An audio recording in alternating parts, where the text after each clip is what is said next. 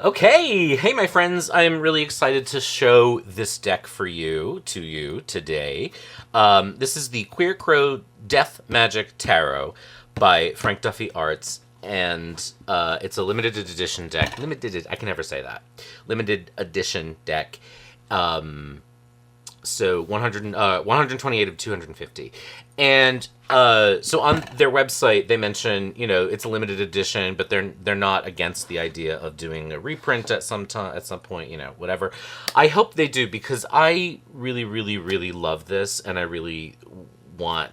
feel comforted by the idea of it being in the world in a way. So here's a walkthrough of it. I don't, like I said in a recent deck review for another deck, but I like no notes. I really like this one a lot. I don't really have anything that I would change about it, and I just find it great. I'm very, very happy with it. And it was one so I had posted on Blue Sky, like, what decks are you loving right now? And I can't remember who responded. So if you see this and you were the person who mentioned it, shout yourself out in the comments, because I'm so bad at remembering names and stuff. But it's just terrible. Anyway, this was one that someone mentioned, and I thought so I went to the website, found it, like, oh my god, didn't pull the trigger because it was coming from Wales and money shipping, right? But then I kept coming back to it, and finally I was like, I can't let it go. So I need it, I need it. So here we go. I've shown you the back already. This is the back. So this is a linoleum block print, and I love it. I love it. This has been a good month for decks, actually, weirdly. It's the only thing it's been good for. So I showed you the Vintage Tattoo Tarot the other day, and this is, to me, in that category of, like, chef's kiss. So here's the Fool. And this is a really cool magician. I love to be surprised by a card in a deck, especially when it's something, like I always say, I love neutral decks, and this is that. It's large, as you can see. What can I compare it to? This is just another sort of fairly standard tarot size. This is the oak, or the smoke, ash, and embers deck. So, sort of another tarot deck. I don't know if you can quite see, but it's much larger than that. And this is just a pretty, fairly standard sized deck.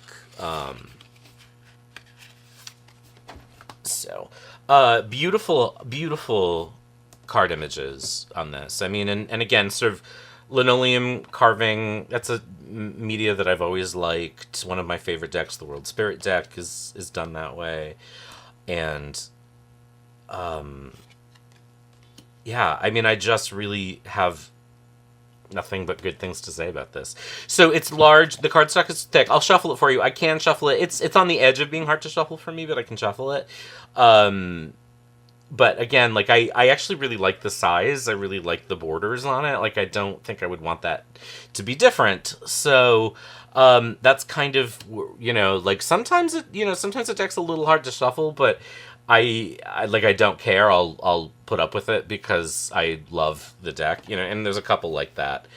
And the other thing I want to say about this deck too is that when I got it, when it came in the mail, and it actually, once, it came pretty quickly, given international shipping, I got it, and I could just feel that this was, I knew when I saw the images on the website, and you can see, obviously you're seeing all the images now, but you can see them all on the creator's website. I knew it was special, but then when I got it, I could feel, that this was a special deck, and sometimes that just happens with certain decks. I love this Hermit. I love him, or them, her. And I don't think there's a card that I don't like in this deck. I just really, really enjoy it.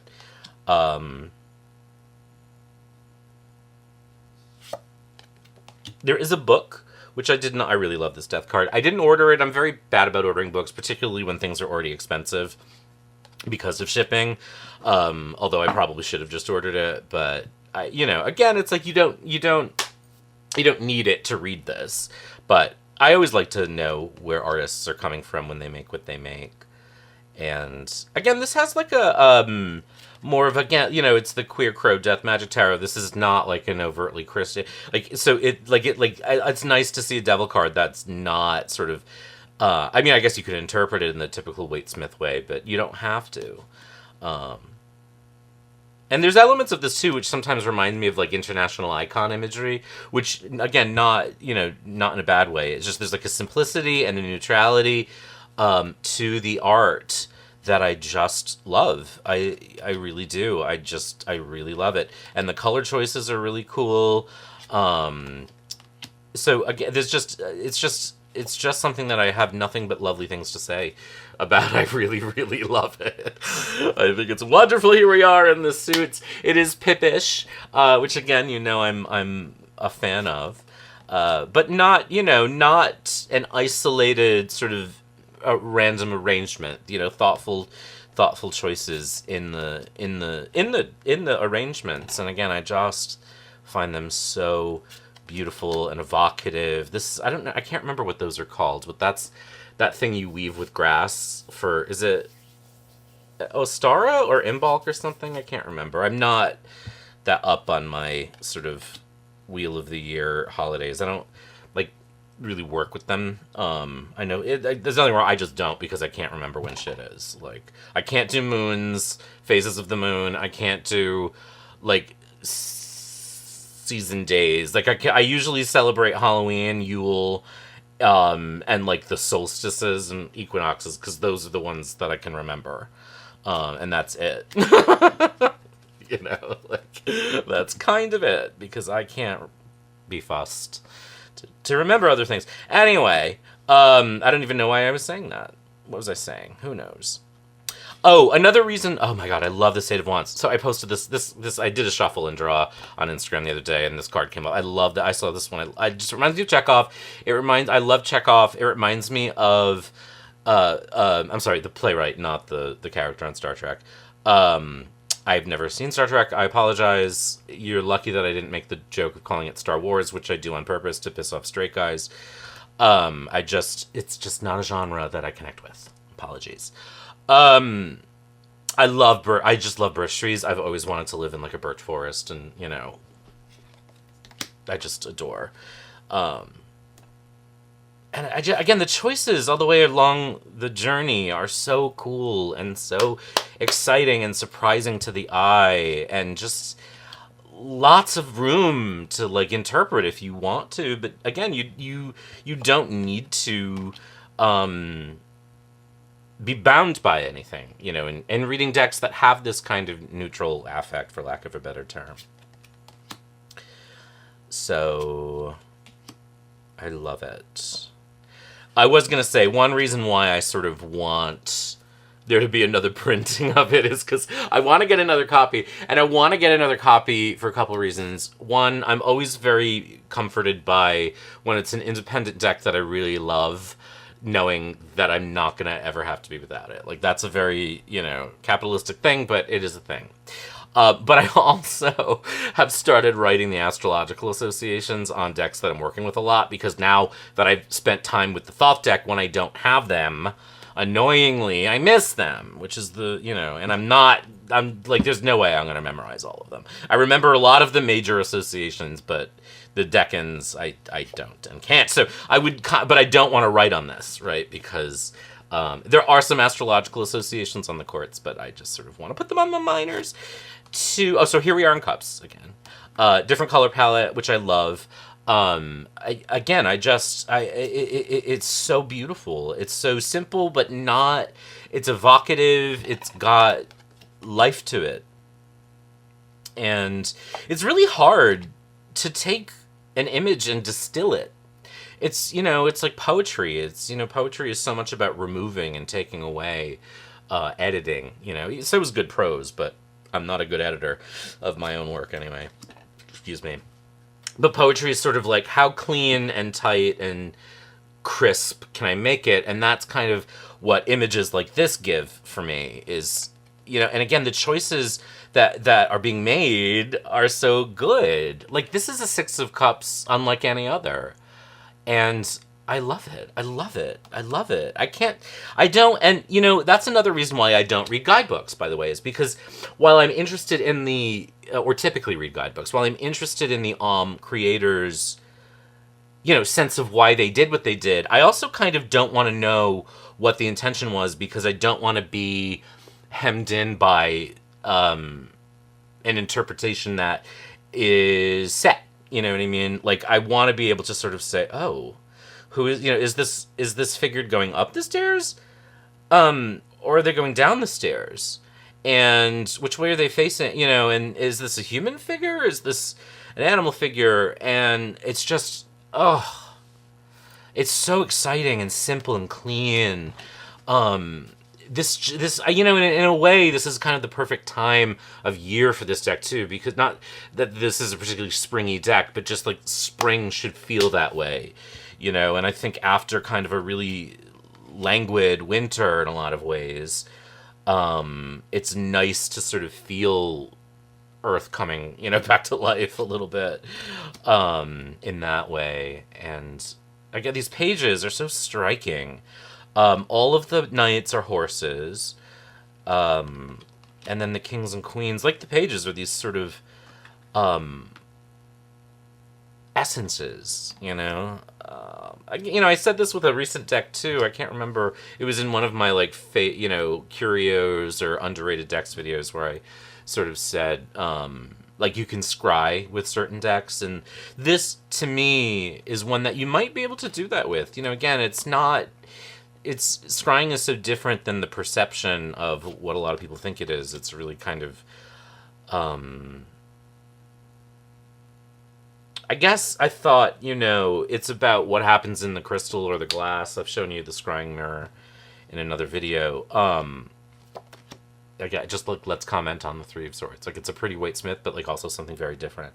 A scrying mirror, an object, is something that is almost meant to focus your attention, but it's not where the things appear. You know what I mean? It maybe the energy of a crystal, for example, that sort of allows you to focus your third eye or whatever. I don't know, but it's in your mind. It's in your eye where the images show up, right? But the scrying mirror or the surface or the crystal ball kind of serves as something softly evocative to gaze at, to kind of relax yourself and alter your state of breathing and your brainwaves and all of that into, again, a really striking Five of Swords. So anyway, that's to me what a really good reading feels like when I'm reading with cards. There's a little bit of a hit of, isn't this a beautiful six too? Look at the tentacles here. Oh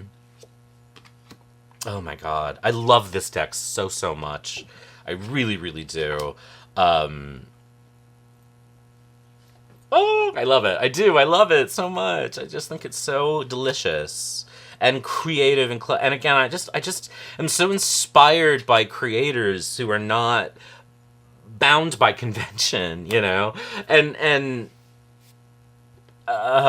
it's again, I always say, sometimes I get a little anxious when a deck goes too far from what I'm familiar with, but by the same token, I already have the Waite Smith deck. I already have a stack of Marseille decks. I've got a stack of Waite Smith decks. I've got a stack now of Thoth-inspired decks. So when a deck comes along that's not any of those things, those are the ones I'm kind of really pulled toward these days, because I've got the other stuff. I've got the traditional stuff. And so when something like this comes along that's different and unique to this creator, it makes me super happy. And I didn't even notice this, right? But this is what I mean when I talk about scrying, or, sort of using a reading, experience cards in a reading in a way that's not this card means this and this card means that. It's allowing the mind to be triggered by the cards, is kind of what I mean by that. But here's what I mean in terms of just not even putting too much, here are apples on these trees up here, but then at the bottom in the roots they're skulls, and I didn't notice that at first. This is maybe the third or fourth time I've looked at this deck, and now I see it and I'm like, oh yeah, and I may not notice again until I'm in another reading, or I'm in a reading, and those are the kinds of things that are exciting to me as a reader. I don't necessarily want to get to know a deck so well that my mind stops seeing it. And that is one reason why I do, I often say, and have in the last few years made decisions to say I'm going to work with this deck for a while, and I do, and it actually becomes kind of a long affair. And I never really put them down, but other ones will come into the flow and back and forth. And I think that, aside from like the consumer aspect of it, the consumerism, I think it actually is helpful as a reader to not get too comfortable with the card images, to sort of take a break from a deck and come back to it after a while, because I think that familiarity breeds contempt in a way, right? Like we get so familiar with something that we stop seeing it.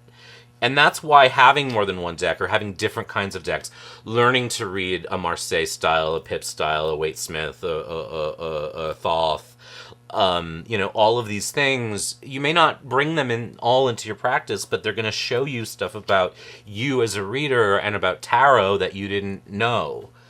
And I really am starting to feel like there's a real tarot bias in like witchy and even divination spaces lately. Like somehow people who are reading tarot, there's just this tacit and very kind of snotty attitude where like I read playing cards, right? Or I read Lenormand. Tarot is just too mushy. And here's the tea kids. Like, if you don't like reading with tarot, it just means you're not good at it yet. Like, I spent a long time not being good at Lenormand, right? One day I did it, and it worked. But, like, this sort of snobbery against it, I'm noticing, is really problematic because it's gatekeepy. It's, it's the same thing as like this trad craft hereditary bullshit. You know what I mean? Like, well, I'm a folk witch. I read playing card. Good for you. I read tarot and have for 25 years, and I can read you under the table. Like, and that's not a thing. Like, I would never say that to anybody. Well, I guess I just said it on camera. And I don't actually feel that way. Like, I don't. I'm not that arrogant. But I am a good reader. You know what I mean? But the point being that, like, who the fuck cares what system people use? People have allowed tarot to get so mushy and imprecise, and then they say tarot's the problem. Tarot's not the problem. Tarot's a deck of cards, right? The reading techniques that we've accepted are the problem, and when the reading techniques we've accepted don't work anymore, we change the techniques, which is kind of what my whole thing on this channel has been. You know what I mean? Change the techniques. Steal the techniques from Lenormand. Steal it from Sibylla. Whatever you want. It's all one, right? It doesn't really matter what system you're working with. What matters is that whatever you're reading, you read it well.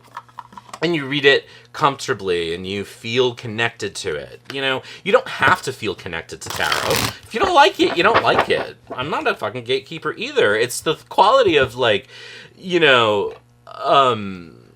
it's just, this isn't, we don't, like an admin in a group being like, oh, this is a witch group, like, we don't want to hear your daily reading. Like, well, first of all, I wasn't going to post a daily reading because I don't believe in those. Second of all, great. Well, now I kind of think that this is a community for people who are assholes. You know what I mean? Like, okay, fuck you. That's my attitude about it. So anyway, my point being, like, whatever it is you like is great. But if you find that tarot is mushy and imprecise, that's you. That's a you problem, right? That's your either willingness to settle for that, or to settle for readers who give you that, or to not dig deeper for yourself as a reader. And that's gonna happen, because I'll tell you what, there are other systems that are easier to learn and you can probably get more impactful results more quickly with, but nothing's as versatile to me. You know what I mean? And again, I'm not here to like be like whipping out my deck and swinging it around. You know what I mean? The point being, I just noticed it recently and it's bothering me. And I think this is the first time that I've actually noticed that I noticed it. And it's the first time I'm giving voice to it. And that pisses me off because, again, if the Golden Dawn had gotten their grubby little mitts, their little appropriative mitts on Lenormand, which could easily have happened. They could have decided that it was a hieroglyphic language, which they did all the fucking time, right? It just so happens that they didn't. Or if they did, they didn't care about it because they already had tarot, right? Like, it's just... It's not the tool. It's the practitioner. It's the shoddy practitioner who blames his tools, as the cliche goes. And listen, kids, I've been the shoddy practitioner who blamed his tools. Kinky. But I'm just saying, if you're not getting what you want out of tarot, I've been there.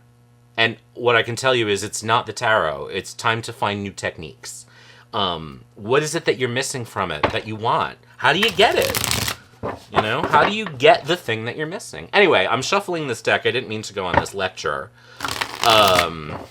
circuit. So you can see it's a decent shuffle. It is a little large, but and I can bridge it. I'm just not for some reason. That's a little bit more of a workout, but I just really, like, this is one of those decks where I just opened it and, like, I could feel in my heart how much I loved it, you know what I mean? And that was the experience, too, of opening that vintage Tattoo Tarot recently. So these two decks are coming to the table near you. Actually, I'm going to be reading at a couple events lately. Did I just cut this deck? I think I did. There's our boy.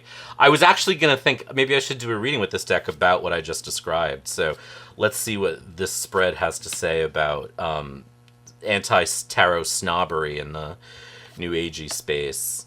Maybe I'm making it up. Maybe I'm just being sensitive. Because I actually really love reading tarot. Like, nothing else makes me as happy from a divination standpoint. I'm very good at reading castings. You know, I'm very good at reading the Grand Tableau. Now, I'm less excited about Sibylla than I used to be, but anyway, I just really love tarot, you know, and it's like, I'm happy to have other systems, but I don't need them. I get everything I need from this guy, you know. Alright, so we started with the devil in the middle, and that's my boy, so we love seeing that there. What are some other things I noticed, right? I'm going to do a reading for you. Let's fucking do it. It's going to be crooked, and I can't fix that. So here's how I do a 9-card spread. If you've never seen it before, this is a quick demo. I look at the first card I put down. I look at the top left card I put down. I'm going to look at the array of elements and suits. So I've got 1 major, 2 major, 3 majors, lots of pentacles. Pentacle, pentacle, pentacle. But even the 5 of Wands is giving pentacle here. Very, very earthy. 1, 2, 3, plus the honorary pentacle. We've got swords and wands. There's no cups. And so this is just the act of noticing. That's what I call this, the act of noticing. It's experiencing. It's letting the reading sort of tell me some stuff. You know, other things that might wash over me are the color. This is a very green reading. Lots of green, but it's got a fiery core kind of here. You know, so there's a fiery heart. It's cooler. It moves kind of cool to warm. This is something you don't necessarily in a deck that isn't so vibrant in terms of dedication to a colored palette for each card, right? But we do have this very sort of movement from cool to warm. The 5-ness of the reading is very strong because of pentacles, right?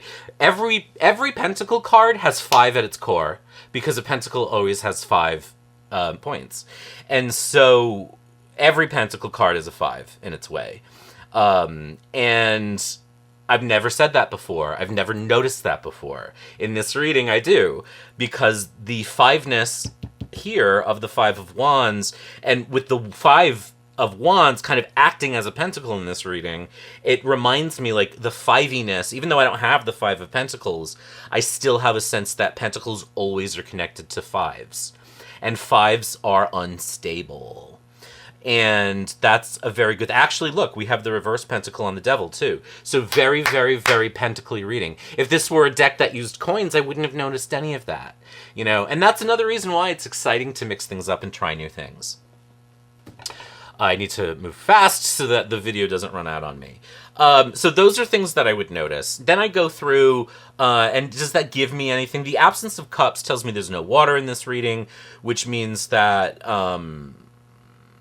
there's a tendency toward not actually working with intuition. I think like the idea of intuition is absent from perceptions of divination or tarot, right? When there's a bias against it. And in fact, if we start with the devil, even though, you know, I have a positive read of this card pretty typically, we can't escape the idea that some people are bound by Christian, you know, bias, right? And I don't mean that in the divination, but I mean like people get bound by arbitrary rules and perceptions that they take to be true because someone appealed to their bias, right?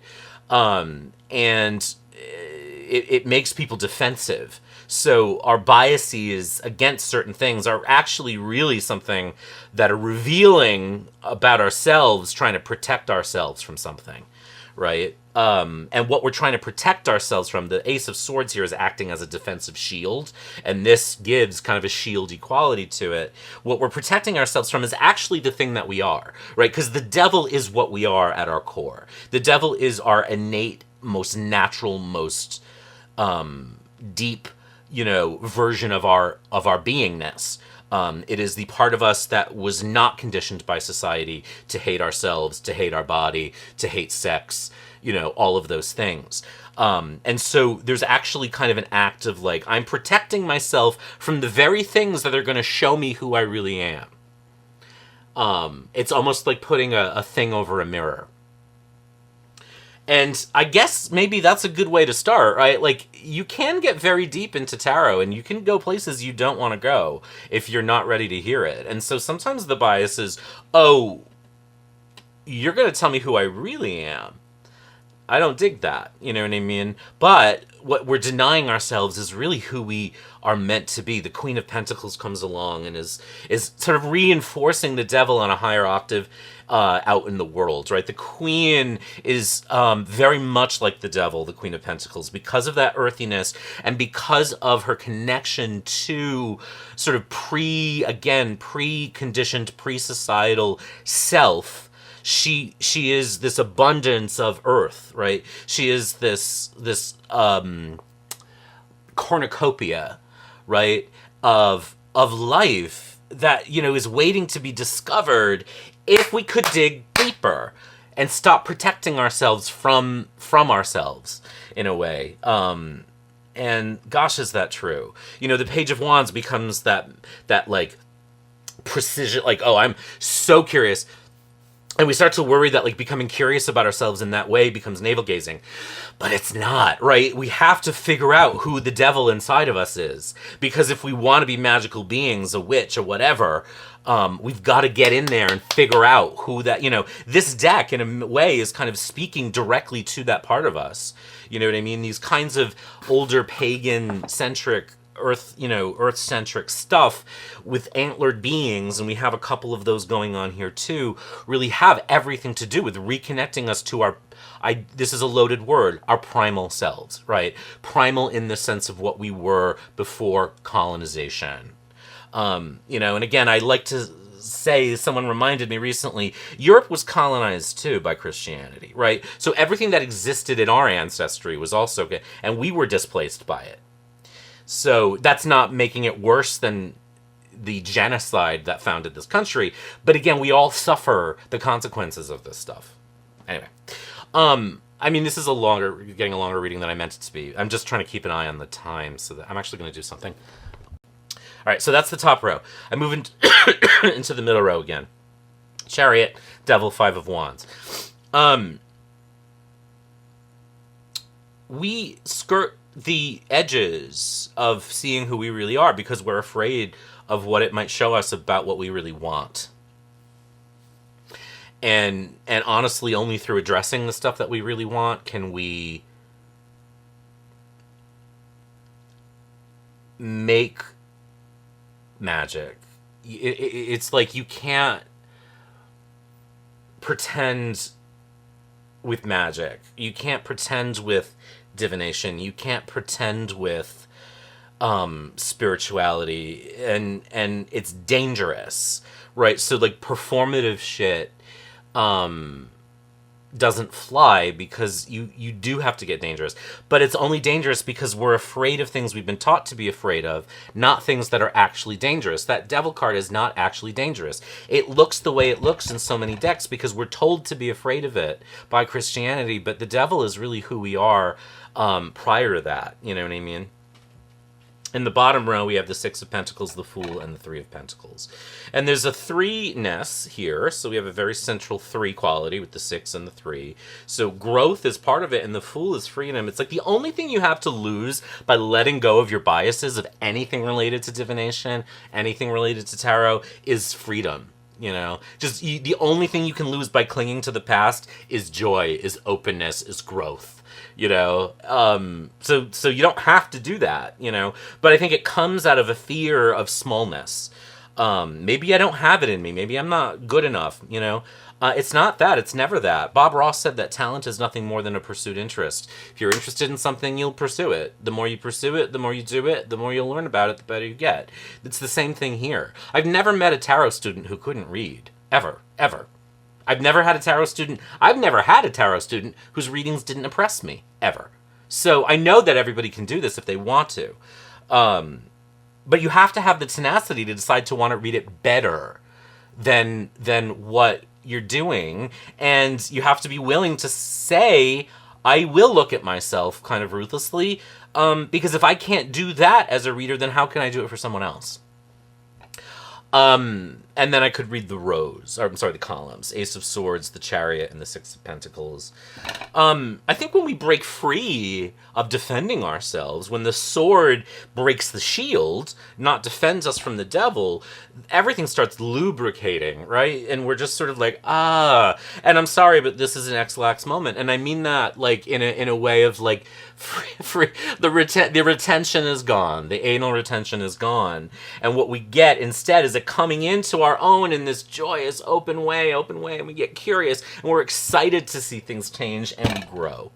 And so I guess this is a way of saying you don't have to say tarot sucks and be biased against it because it's not cool anymore. It should still be cool because it can show you shit that no other divination system can. It's not better than any other divination system, but it's not worse either. And it has a whole hell of a lot to offer. Anyway, this video has gone from being a review of this gorgeous work to a rant. And that's very on brand for me, I guess. So anyway, I love this deck so much. I really do. I'm so excited to have it. I'm so excited to share it with you. I hope there is another print of it. The Queer Crow Death Magic Tarot by Frank Duffy Arts. I'll leave their information in the description below. I hope that you enjoyed this as much as I loved sharing it with you. Take care, be good, and we'll talk soon.